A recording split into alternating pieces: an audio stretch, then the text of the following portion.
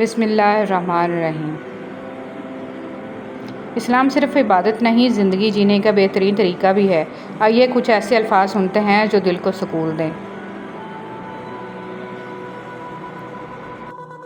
جو لوگ کہتے ہیں کہ آج کل نیکی کا زمانہ نہیں رہا، دراصل وہ لوگ انسان سے نیکی کا بدلہ چاہتے ہیں، اور جو لوگ صرف اللہ رب العزت کی رضا کے لیے نیکی کرتے ہیں، ان کے لیے ہر زمانہ نیکی کا ہے۔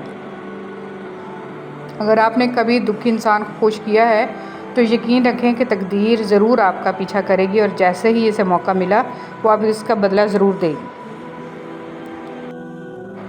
جو مصیبت اللہ سے دور کر دے وہ سزا، اور جو قریب کر دے وہ آزمائش ہے۔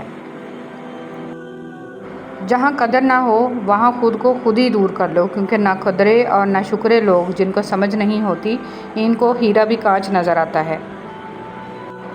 ان لوگوں کا رشتہ بہت خاص ہوتا ہے جن کے جذبات الفاظ کے محتاج نہ ہوں۔ آسانیاں تقسیم کریں ورنہ مشکلیں جمع ہو جائیں گی۔ جو قرآن سے محبت کرتے ہیں اللہ ان سے محبت کرتا ہے۔ ہوائیں موسم کا رخ بدل دیتی ہیں اور دعائیں مصیبتوں کا۔ کچھ لوگ آپ سے صرف اتنی محبت کرتے ہیں جتنا آپ کو استعمال کر سکیں۔ جہاں ان کا مفاد ختم ہو وہاں ان کی محبت بھی ختم ہو جاتی ہے۔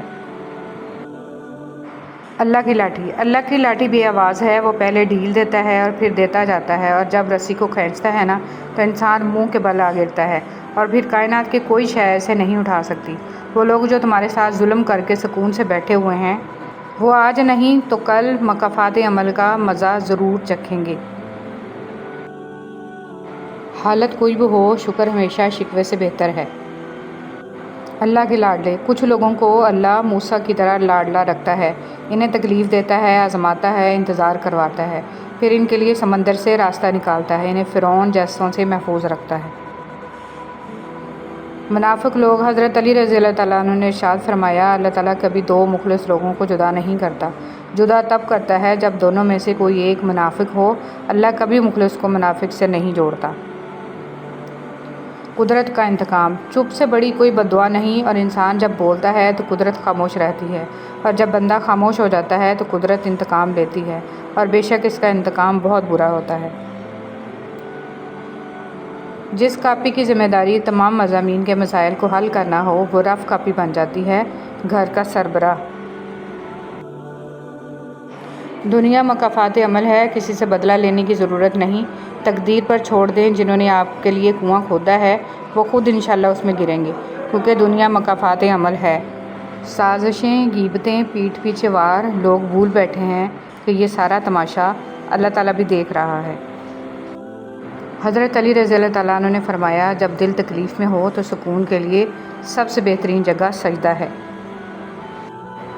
اللہ کی یاد، کائنات میں سکون صرف اللہ کے ذکر میں ہے۔ اللہ کی یاد کے سوا دنیا کی کوئی بھی چیز دل کی وحشتوں اور اندھیروں کو ہرگز ختم نہیں کر سکتی۔ یاد رکھو اللہ کے ذکر سے ہی دلوں کو تسلی حاصل ہوتی ہے۔ یا اللہ سب کو ان کے صبر کا اجر اس دنیا میں ان کی خوشی کے مطابق بہتر بنا کر دے دیں۔ یا اللہ اپنی رحمت سے سب کے سب کاموں کو سیدھا کر دیں، آمین یا رب العالمین۔ اچھے وقت کی نشانیاں، فجر کے وقت آنکھ کھلنا، جس کو دین کی سمجھ آنی شروع ہو جائے، جو آزمائش کے وقت صبر سے کام لے، چہرے پہ رونق آنے لگ جائے۔ حضرت علی رضی اللہ تعالیٰ عنہ نے فرمایا، جب کسی کے چہرے پر رونق آنی شروع ہو جائے تو سمجھ لو اچھا وقت آنے والا ہے۔ جس انسان کے خرچے میں کمی آنے لگ جائے اور رزق میں برکت پیدا ہو جائے۔ قرآن کی طاقت، سورہ یاسین تمام خواہشوں کو پورا کرتی ہے، سورہ رحمان چہرے پر نور لاتی ہے، اور سورہ واقعہ رزق میں کشادگی لاتی ہے۔ خاموش دعا، جب دل گھبرانے لگے اور آنکھوں سے آنسو آنے لگیں، صرف ایک کام کرنا، اپنے ہاتھ اللہ تعالیٰ کے سامنے دعا کے لیے اٹھانا، چاہے کچھ نہ کہنا، لیکن اللہ تعالیٰ سب کو سمجھ آئے گا، آپ کے درد کو، آپ کی تکلیف کو، آپ کی ضرورت کو۔ بے شک اللہ ہر چیز پر قدرت رکھتا ہے۔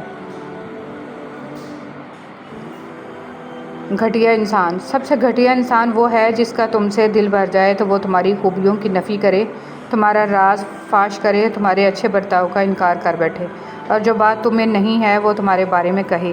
ایسے شخص سے تعلق ختم ہونا ہی غنیمت ہے۔ آزمائش کیوں آتی ہے؟ رسول صلی اللہ علیہ وسلم نے فرمایا، بندے کی آزمائش اس کے دین کے حساب سے ہوتی ہے۔ اگر وہ اپنے دین میں پختہ اور مضبوط ہو تو اس کی آزمائش بھی زیادہ ہوتی ہے، اگر اس کا ایمان کمزور ہو تو اس کی آزمائش اسی حساب سے کم ہوتی ہے۔ بندے پر مسلسل آزمائش آتی رہتی ہے، حتیٰ کہ وہ ایسا پاک کر دیتی ہے کہ وہ زمین پر چل پھر رہا ہوتا ہے اور اس کے ذمے کوئی گناہ نہیں ہوتا۔ آپ کا وقت قیمتی ہے، شکریہ اسے ہمارے ساتھ گزارنے کا۔